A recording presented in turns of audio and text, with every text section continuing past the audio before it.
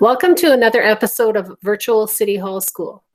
When students are with me for a week, one of the great things they get to do is interview people.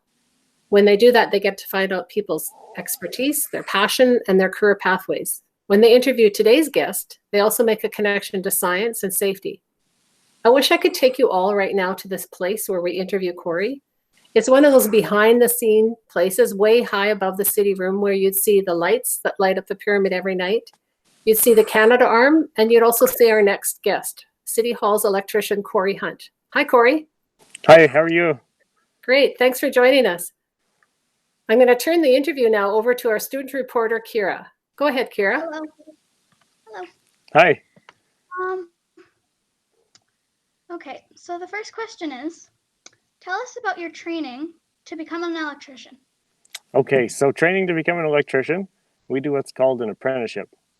So with an apprenticeship, you do about 80% of your learning is actually hands-on, working with the tools. And the other 20% is classroom-based training, and we do that at NAIT. So when I started, I would work for maybe 3/4 of the year, and then I would go to NAIT for a couple months, and then my first year is done, and then I do that over again. And we do that 4 times, and then we get a journeyman certificate. So what would you say is the best part of your job? You know what the best part of my job? Mostly as an electrician, but a city worker as well. There's a lot of cool buildings we get to work in. And a lot of people don't realize how many buildings are city owned. A couple cool ones, for example, would be the zoo or Commonwealth Stadium. City Hall is a great example. A lot of the rec centers, there's all kinds of cool stuff. The eco stations. But you know what? We get to see a lot of different things you wouldn't normally see if you're working on a construction site. You see the same things every day, but we get the opportunity to drive around the city and take on new challenges. That's kind of cool. Sounds great. What is the biggest challenge of your job? The biggest challenge as an electrician? Well, electricity is definitely a big one. It's dangerous because you can't see it, you can't hear it, you can't smell it. But if you touch it, you'll know, right? So it's always something you have to keep in the back of your mind when you're working on things. You try not to get complacent or try and pay attention to what you're doing, right? Another thing is weather and heights. Those are 2 big ones for us because everything breaks down when it's cold outside. So we're the ones that got to go out and fix it. And sometimes it's up high or sometimes it's on a roof. And not everybody's comfortable with heights. I am, but there's a lot of people that aren't. And sometimes there's not much you can do. You got to go up there and fix it. So what are the steps that you take to be an active problem solver and to stay safe while doing so? Okay. So every day before we start work, we do what's called a hazard assessment. And so that's a form that they give us, and there's examples of hazards. So I would look and see what I'm working on, and I would check off certain things. For example, maybe it's slippery out, maybe it's windy out, maybe I have to work at heights.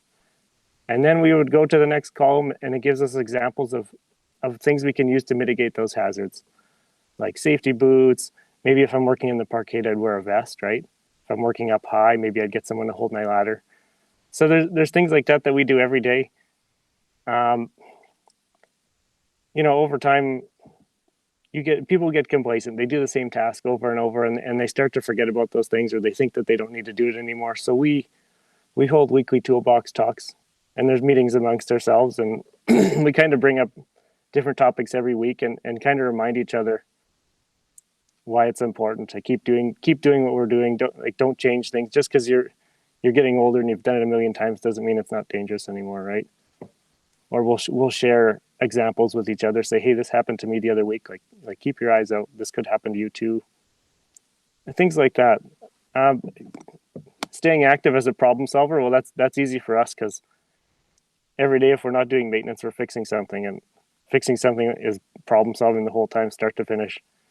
I mean, even choosing the right tool for the job sometimes is problem solving, but we open things up and we look at circuits and lighting and all kinds of stuff, and it can be an easy fix. Maybe you change a light bulb, or it could be complex. It could take a few days or a few people to fix something, but it can be tricky, but it's fun. So what brings you joy during this difficult time of isolation? What brings me joy? You know what? I've been doing a lot of reading online. I'm sure you have too. Everyone's been doing it, but I keep finding examples of things that people are doing to help each other out. Um, whether it be picking up groceries, I picked up groceries for my mom. Um, I've seen I've seen posts about people in an apartment building with a message board, and they're saying, "Hey, if you need toilet paper, like knock on my door." Just little things like that. They go a long ways, and you realize what people are willing to do to help out friends, family, even strangers. It's awesome to see people come together. I think it's great. So, how are you continuing your work as an electrician right now? Right now, so I'm fortunate and thankful that I still have a job, and one of the things that helps me do that job every day now that we're going through what we are.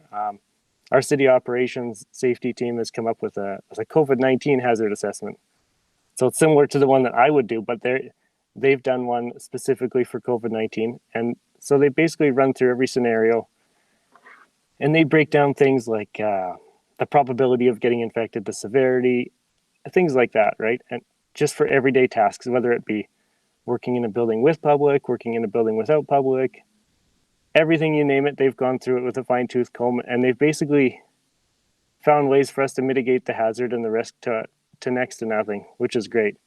They would show us statistically what I think it's rated 1 to 3, and so a 3 would be really bad, and there'd be a lot of things that we would do every day that would put us at risk now, but the things they've brought into place and the control measures have brought everything basically to a 1 or to 0.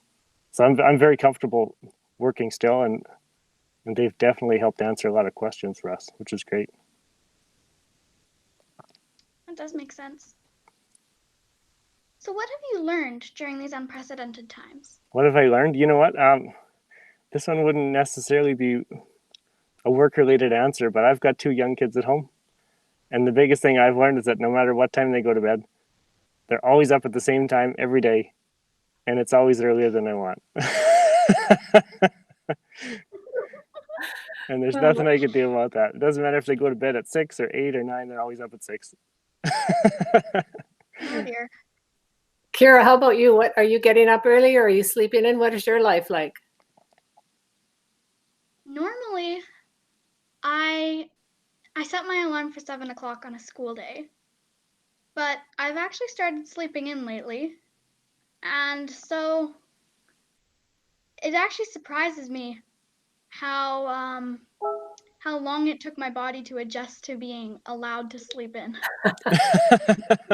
Well, Kory, you might have to wait a couple of years till your kids sleep in. That's great.